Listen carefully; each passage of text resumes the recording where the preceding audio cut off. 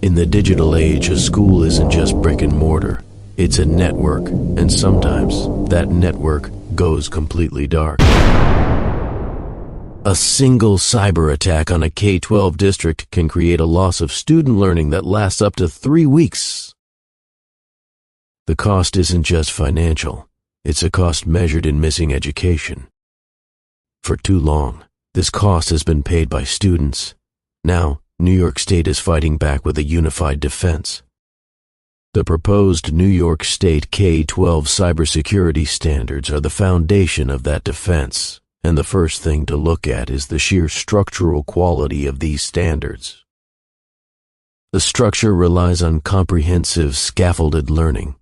The committee understood that a 5-year-old and a 17-year-old need different lessons.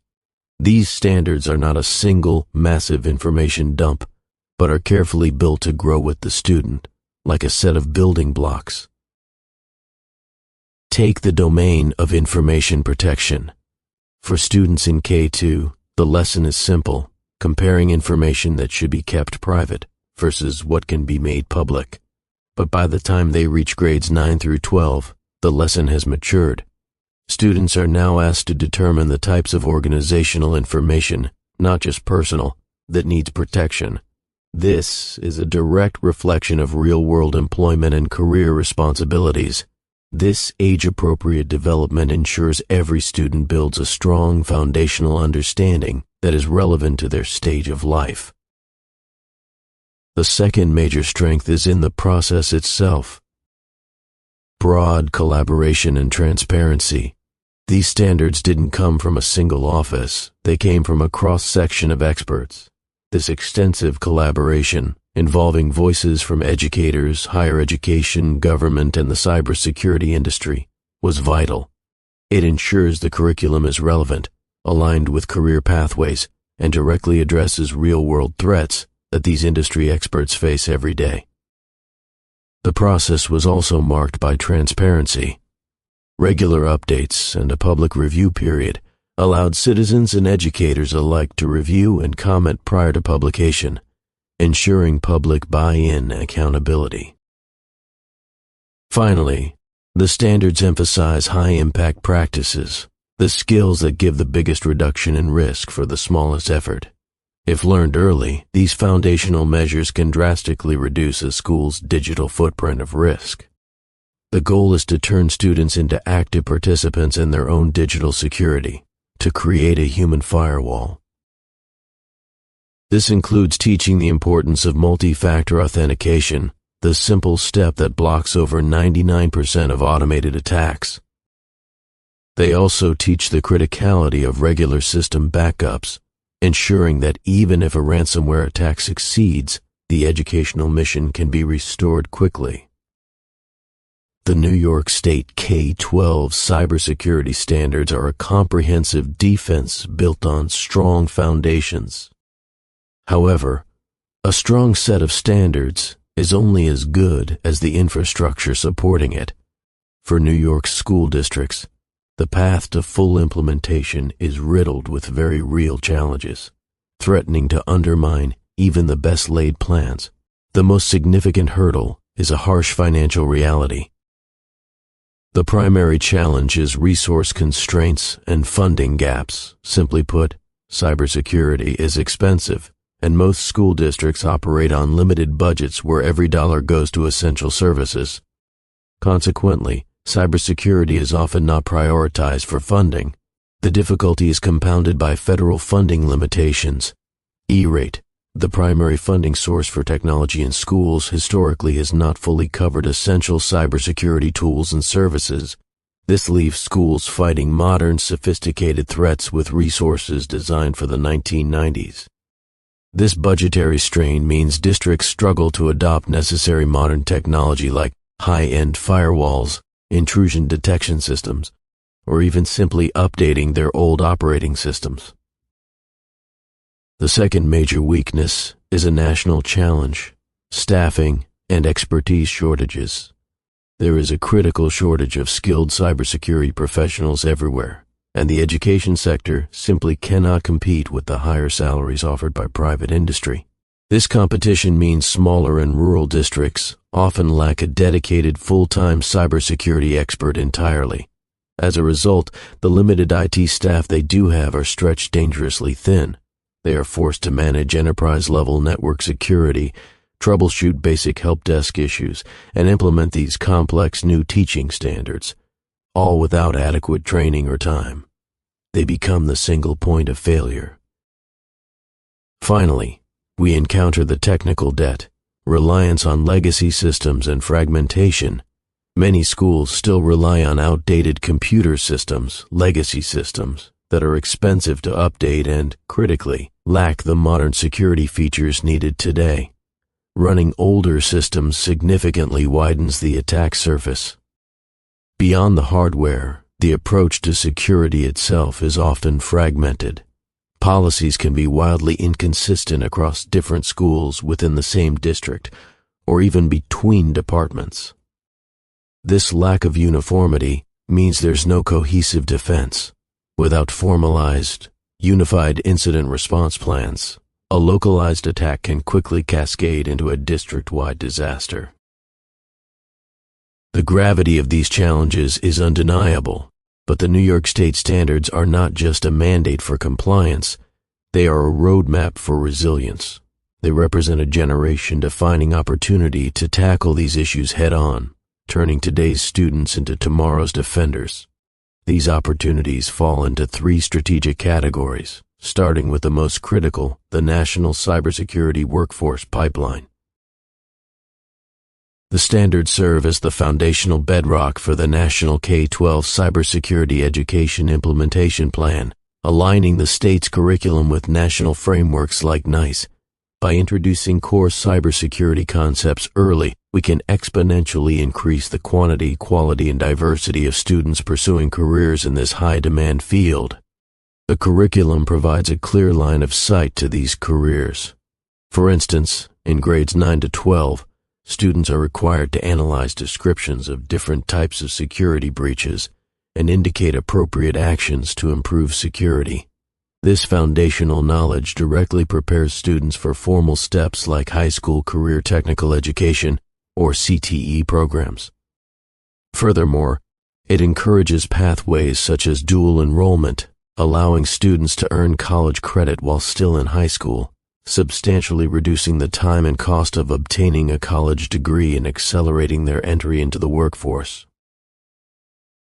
The second major opportunity is systemic change in the marketplace, promoting secure by design technology. As school districts collectively adopt these security standards, they create an expectation and market pressure that forces vendors to supply technology that is secure by design. The standards emphasize the need to protect all data, including organizational information. When schools demand systems that meet these security baselines, technology providers will be incentivized to enable strong security controls, like multi-factor authentication, by default and at no additional charge. This collective action ultimately raises the baseline security for everyone in the education technology ecosystem, shifting the burden of defense from the individual, under-resourced IT team to the vendor themselves. The final opportunity helps solve the funding gap, utilizing free and collaborative resources. The standards encourage districts to leverage the wealth of free or low-cost services provided by federal agencies. Specifically, agencies like the Cybersecurity and Infrastructure Security Agency, or CISA, offer services such as free vulnerability scanning and cyber hygiene services to help schools secure their internet-facing systems. Crucially, the standards serve as a roadmap to apply sophisticated, existing frameworks such as the NIST Cybersecurity Framework, CSF, in a practical K12 context. This provides structure for everything from explaining the value of running malware scans to performing high-level incident response planning. By embracing collaboration and information sharing, districts can gain better situational awareness of changing threats, transforming a solo defense into a networked national effort. But as we look toward the future, we must first confront the immediate realities. The threat landscape against K-12 is evolving faster than ever. Schools are a prime target.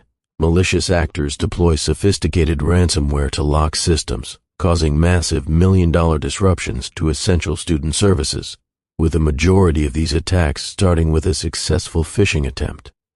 Modern schools rely on a vast ecosystem of third-party software. The security of a single vendor, a student information system for example, can compromise dozens of districts at once. A breach in one place can mean a breach everywhere. This threat is both human and technological. Insider threats, often unintentional negligence by staff, remain a major risk, while generative AI is now being used to create perfectly crafted, highly convincing phishing campaigns that bypass traditional security filters. These are the challenges we must overcome. Our path to resilience begins with an urgent understanding of these converging dangers. Let's be direct. I offer strong support for the K12 cybersecurity standards. This is a crucial, necessary curriculum upgrade. The pedagogical framework is sound. It's the right content at the right time. However, that support is entirely conditional. A policy mandate without resources is an unfunded mandate, and that is a massive systemic weakness. We need to solve two major implementation problems first. First, dedicated, sustainable funding. Schools can't just absorb the cost of new security tools, system upgrades, and highly paid cyber staff. We need federal and state commitments to modernize funding, like E-rate, to explicitly cover this required infrastructure investment. Second, mandatory ongoing professional development. Teachers are the delivery mechanism, and they need to be experts. We need free, robust training that ensures every educator is confident teaching this new technical material. The standards will fail if the teachers aren't supported. If we meet these conditions, funding and training, these standards become one of the most important curriculum changes of the decade. We have to execute this correctly. The K12 standards give us the foundation. Now, college needs to build the structure. We need a 3-tiered cybersecurity standard that recognizes a simple truth. If you use a computer in your professional life, you need security training. This proposal ensures every graduate is prepared, regardless of their major. Tier 1 is mandatory for everyone. Think of it as a required, 1-credit, pass-fail digital citizenship and cyber hygiene course in freshman year. This builds directly on high school but focuses on the professional environment. Topics include advanced phishing recognition, using institutional password managers, and understanding key data laws like FERPA. Every graduate is an asset or a liability. Tier 1 ensures they are an asset. Tier 2 targets compliance and data governance for majors that handle sensitive information like business, pre-med, healthcare, and research. These students are dealing with what the government calls Controlled Unclassified Information, or CUI. They need to learn the NIST SP 800 to 171 framework. This means mastering data classification, the principle of least privilege, and how their specific industry, be it HIPAA in health or SOX in finance, mandates data protection. This isn't IT. This is career-critical compliance. Tier 3 is the specialized degree pathway for cybersecurity and IT students. With the K12 work done, we eliminate remedial content and immediately align this tier with a NYS workforce framework. This allows programs to focus on high-demand specialized skills, network defense, digital forensics, incident handling, and advanced certifications. We produce job-ready specialists who can immediately fill the cyber workforce gap. By creating this tiered, mandatory structure, we transform cybersecurity from a niche field into a universal competency. We secure not just our campus systems, but the future of our national data and the competitiveness of our graduates. We've established the critical first step. The K12 cybersecurity standards are the essential engine for protecting our student data and fueling the nation's cybersecurity workforce pipeline. But successful implementation hinges on more than just a mandate. We must address the real-world obstacles, the resource deficits and the resource gaps by securing dedicated funding and rigorous teacher training. This is how we turn policy into practical, real-world resilience. And that resilience must scale. By adopting a tiered, 3-part curriculum in college, we stop treating cyber literacy as a niche skill. We ensure future professionals across every major graduate with the data governance and security expertise their industries demand. This integrated, end-to-end approach, from kindergarten through the final capstone, is how we transform security from a challenge to a core national competency. It's the only way to solidify a permanent culture of security that protects every professional field and secures our collective digital future.